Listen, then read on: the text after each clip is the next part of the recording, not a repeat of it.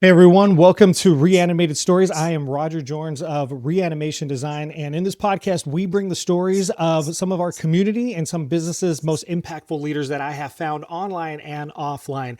And today I am with Sarena Diamond of Diamond Solutions Group. I am always jealous of somebody who can use their name in some way in their business name. I have one idea for my name, but super jealous of that.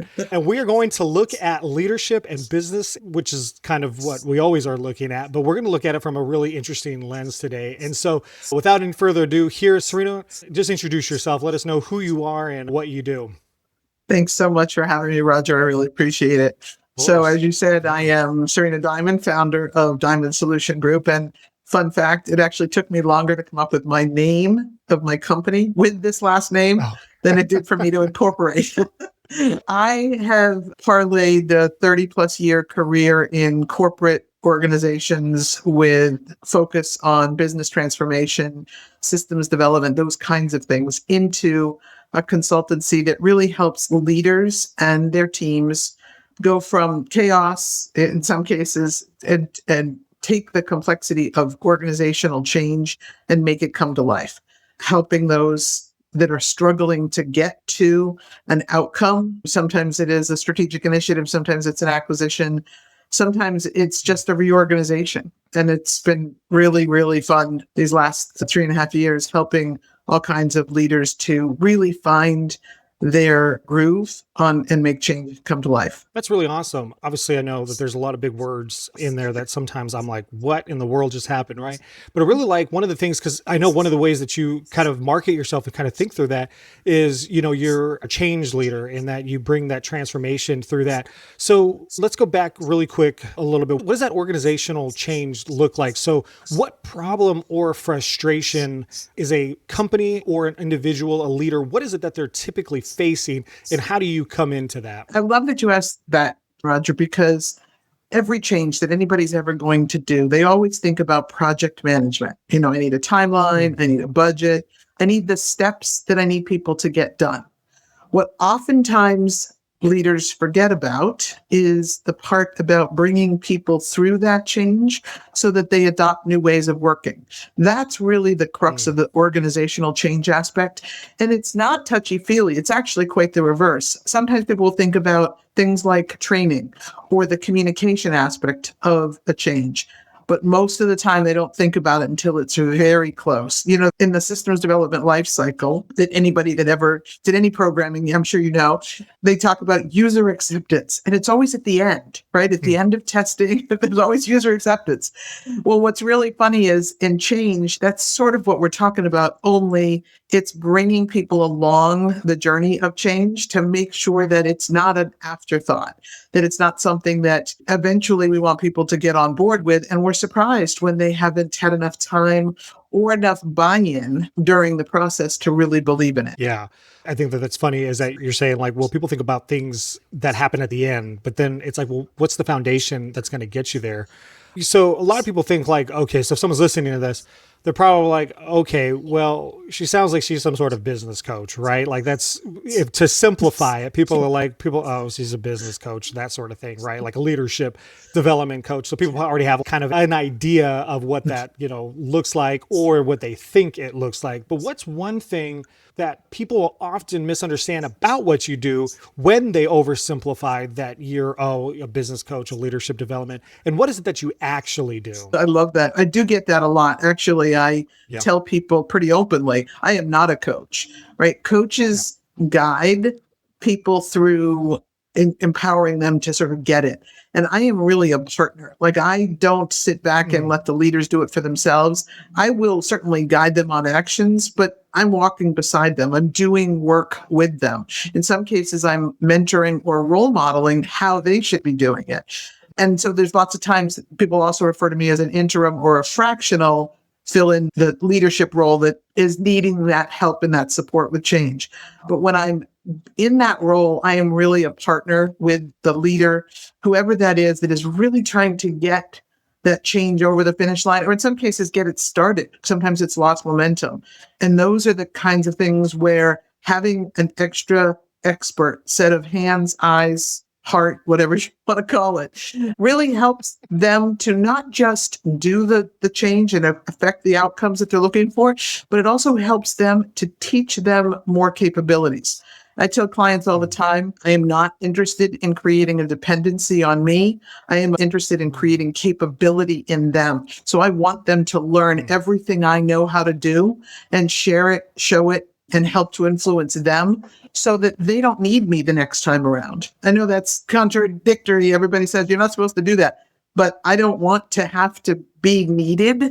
I want to be able to infuse what I know into the leaders of the future so they don't need expert advice, that they can handle it themselves and they become the expert. Yeah, I love that. Especially, I love that idea of you being the guide, because I find that that's very important. And a lot of times people are thinking, well, a business coach or whomever, Fractional, is there to help me and also to stay with me, instead of like, no, I'm kind of like releasing you sort of thing, and you working yourself out of a job, right? It's an underlying idea is that like, I don't want you to be so dependent on me that I become your employee, that I become your crutch, right? But I want to empower you to be able to do that, to be able to do this thing that you've asked me to do, and to really help be that leader. And I love that you said that. Love that you said empowering them to become leaders, because you do that, as you said, by showing them, by leading, by walking alongside with them. And I think that that's absolutely fantastic. And you have in your name Diamond Solutions Group, and on LinkedIn you say like fractional executive. You're not a coach, and I love that. You're there to help move people along.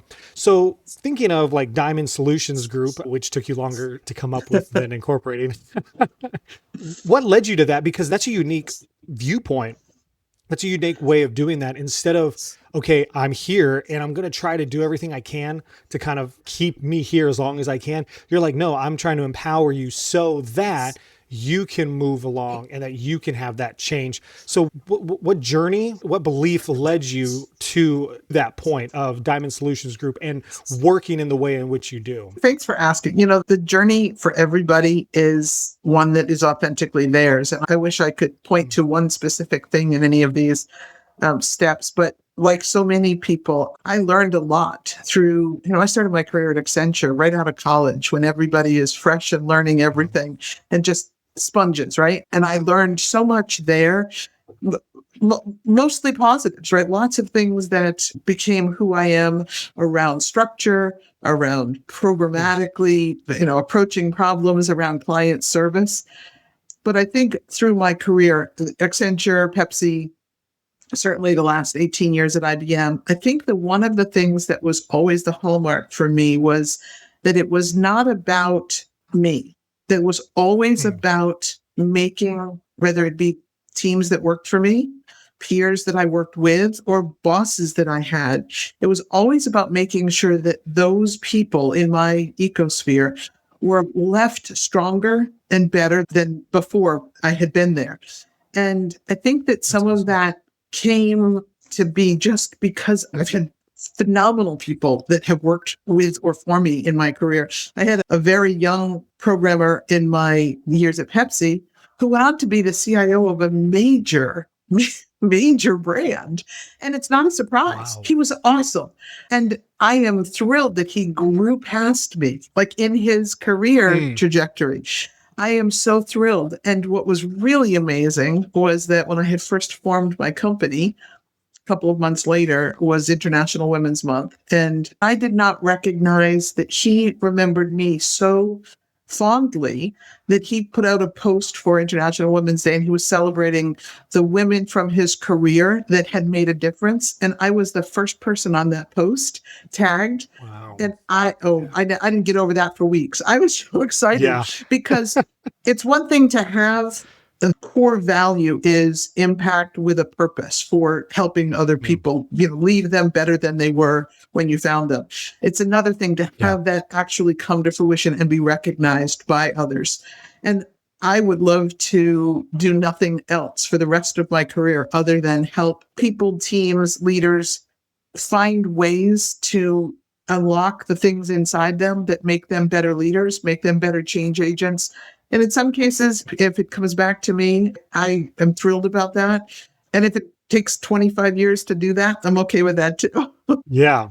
No, I think that's really cool because one of my questions I was going to ask was what's an instance that kind of helped you alongside that? And I think that's really awesome. You talk about being a change agent and you talk about, yes, it's about growing and like growing past you. And I think that that's really awesome because sometimes we have that idea in business of like, well, going back to what you were saying about being a guide, you're wanting to grow alongside them. And the sign of a good teacher is that your student will eventually eclipse you, right? For sure. And ultimately, I think that's kind of what you want, is that you want them to be better than you. I think that's kind of one of those core values and things that we want. And I think as leaders, I think it's really important that they become better than who you are, in the sense that you've taken this foundation and you've made it, as you said, this journey is authentically mine. And now they're on this journey going on something that's authentically theirs. And that's absolutely beautiful. I was going to ask you, you kind of jumped ahead there, Sarena. Come on. Now, I was going to say, what's the deeper impact you have? But no, I think that's absolutely really cool.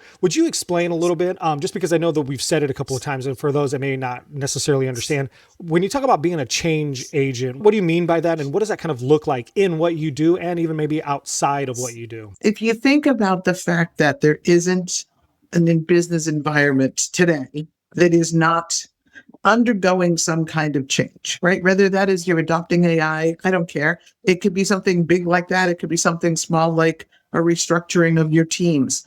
It could be something even smaller in that you are trying to break into a new customer segment. There's always something that is at the core of what you're trying to do. Because let's be clear, if you're not changing, you're not growing. And if you're not growing, you're dying. So, right. There is, although we may all, as humans, we may all say, today is just the day I'd like to press a pause button, right? Everything moves so fast. Yeah. I'd just like to slow things down for one day. And I've been guilty of it myself, saying, I would love a pause button just for one day. But I also I love the frenetic nature of change that's constant. The more resilient people are in being able to handle the next change that's coming, the more they're able to see it as opportunities for growth and get excited about it. The hard part for lots of leaders is that they truly believe, or somewhere in their leadership, there's an inner issue that they're dealing with, and that they don't feel as confident in what they're bringing to the table. So they see the changes as something to try and slow down or hold back from, or especially if I have a leader that I've been working with the last couple of weeks.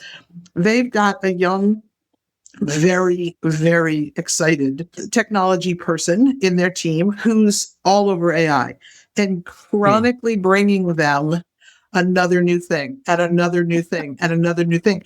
And the leader came to me and was like, I'm going to have to let this guy go. And I said, wait, why? And he said it to me in a way that showed his hand, or showed sort of his inner. He says, I can't keep up with him. And so many times I see leaders struggling with the changes that are coming. I'm supposed to be the expert because I have imposter syndrome. And it's not reserved for women, right? I have imposter syndrome. If I'm not the one that knows everything, then how can I possibly be the leader? And I worked with a man at IBM once that was just the most humble, most connected, most collaborative leader I've ever known. And he used to say openly, I know what I'm good at. And I'm really, really grateful that I can identify all the people that are so much better at things than me and assemble them into a team. He was never intimidated by people that were smarter on a thing than him. His superpower was bringing people together so that not only could they all learn from each other, he could learn from them. And as a whole, every single group he ever led that I was part of, meteoric rise, unbelievable results. And there is something in that for leaders, that when you can be confident about what you're bringing to the table and not have your own insecurities, which we all have, but if you can take that and turn it so that you can embrace change and embrace the changes that you see in your team. So this, this young guy who was struggling with the AI explosion, we actually reframed that whole conversation about how he could then harness that energy that young person was doing, and how he could get him a mentor that would then round out some of the rougher edges around his business acumen that, he was 29 years old. He couldn't possibly know more than he could possibly know. But it was really an interesting conversation because I delved into those questions for the leader around why is this hard for you, as opposed to the ability to just really focus on how is it we're going to grow and harnessing those. And I think that's some of the changes certainly that people need to understand at this point. Everything is changing at a pace. I often say, by the time we get off this podcast, there'll be some other big innovation that we're all going to have to figure out, right? I mean, but it's just the reality, right? There'll be a new GPT version. There'll be a new something that will upset the world as we know it.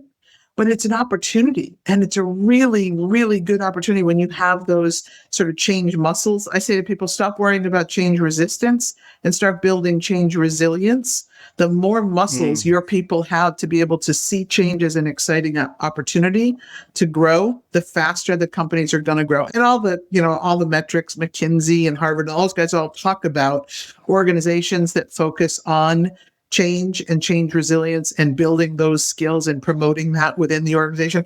They are outpacing their competitors like multipliers in every single turn. Yeah, wow. A lot to unpack there.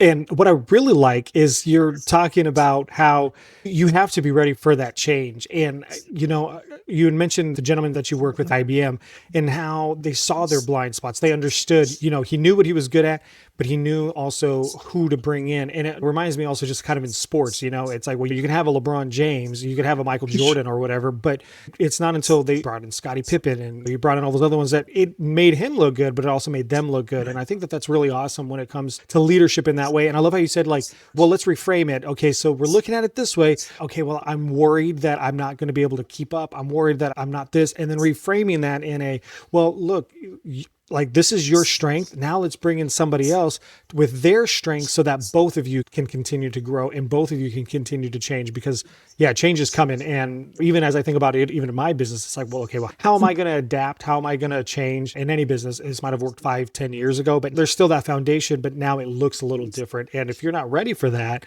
if you don't have someone to walk alongside you as a guide like yourself, it makes it a whole heck of a lot harder. And it drags everything down. And I think that that's probably an issue that some leaders, even if it's a small business like myself, and I'm like, ooh, yeah, no, I do need to kind of think more about that, because it's kind of resistance, like, oh, I don't want to use this, or get stuck in your own way, right? So I totally understand that.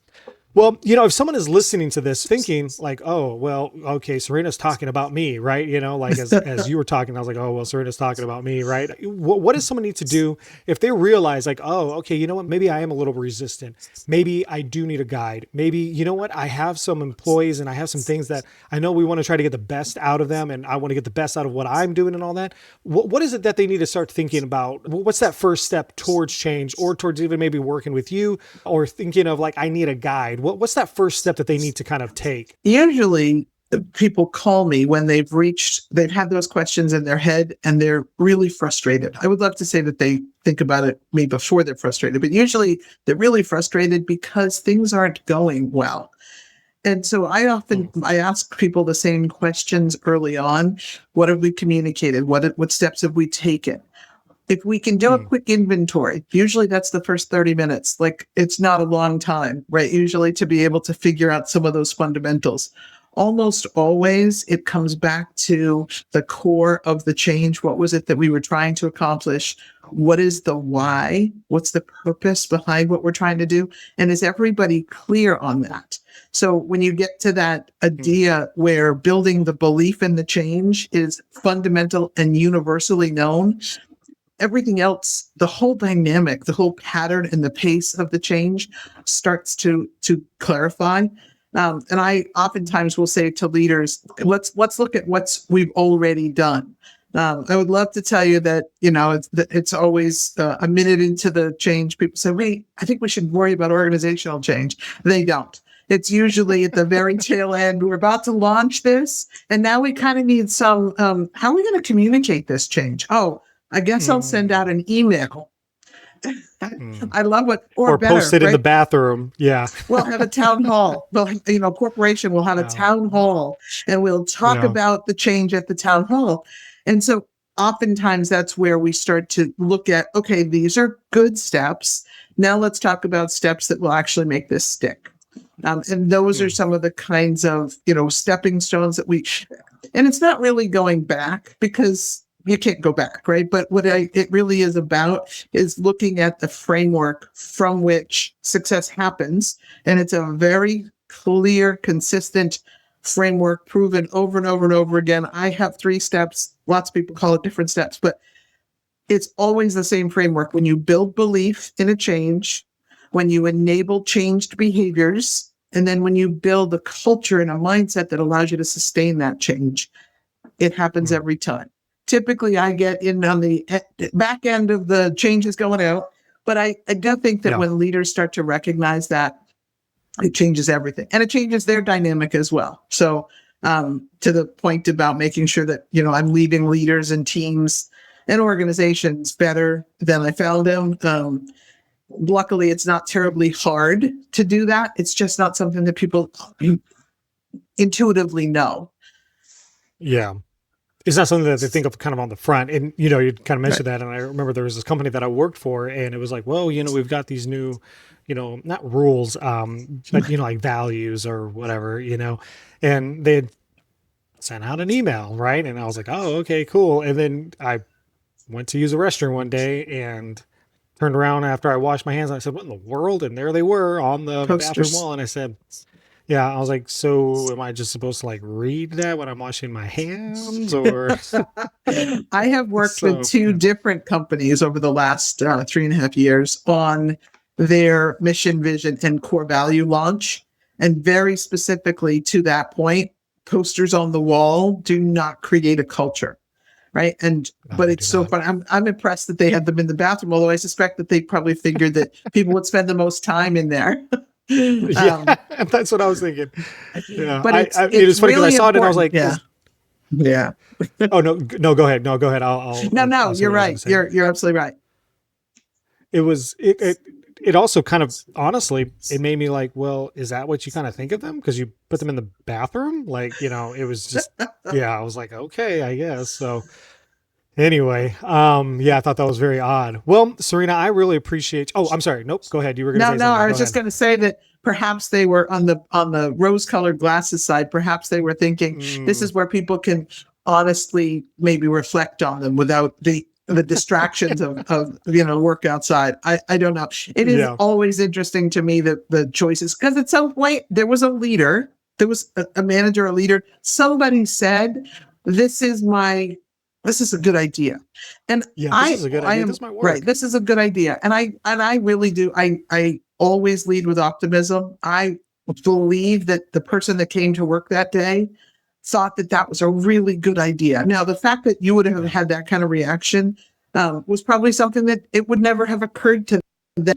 So they don't have that kind of a bias. One of the things I often talk about with leaders is socializing your information, your thoughts, your plans, because diversity of thought is so important. And had someone seen your reaction to it, they might have thought, you know what? We don't want people to think that this is the equivalent of toilet paper. So we're not going to put these posters in the bathroom.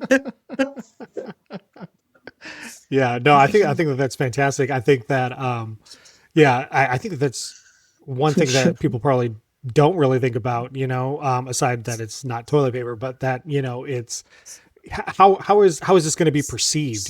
How are we going to look at that? Because sometimes there just comes a point to where you're not kind of down there anymore on the floor or whatever, that's fine.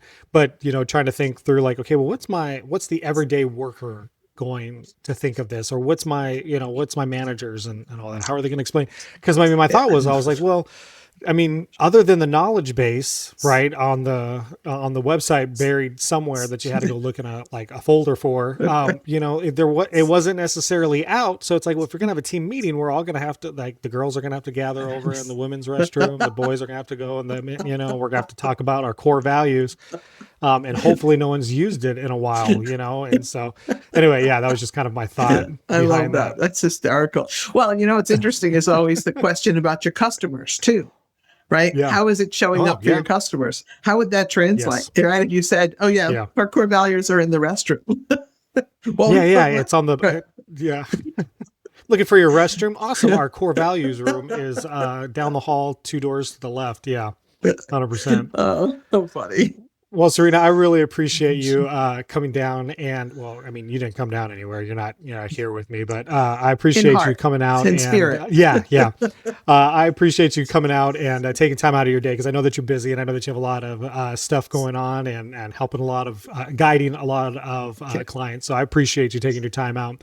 So Thank I want to you. know for my audience as well, where is it that they can interact? They can find out more about you. Where are you online or even, locally? What do you do and how can they find you? For sure. The best place to actually find me is on LinkedIn because, as I say to people often, if you spell my name the correct way, the way my mom intended, Sarena, I am the only Sarena Diamond on LinkedIn. 1.5 billion Oh, people, and I'm the only one. that's And cool. my mom spelled it correctly, and everybody else, including sorry, Serena Williams' mom, you spelled it wrong. That's funny. It's so funny because I never hear, so, talking about names, I never hear my name in a movie or a TV show. And if it does, it's super random.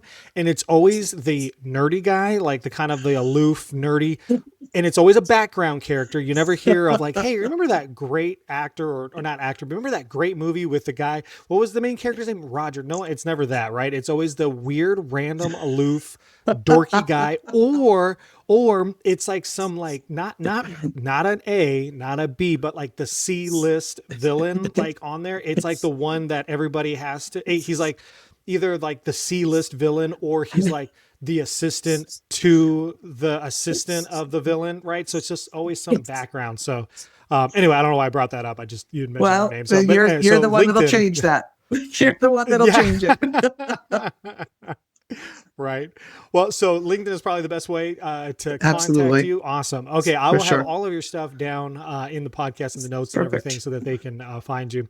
Well, Sarena, I really appreciate you coming out today. I really enjoyed our conversation. I always enjoy our conversations. And so I appreciate you coming out. Thank you so much. And this has been another Reanimated Stories podcast. If you are interested in working or talking or just chatting with Sarena, do not miss out. Go check her LinkedIn. And Sarena, thank you so much for coming out today. I appreciate Thanks, it. Roger. Appreciate you having me. Thank you. You're welcome. All right. Bye-bye.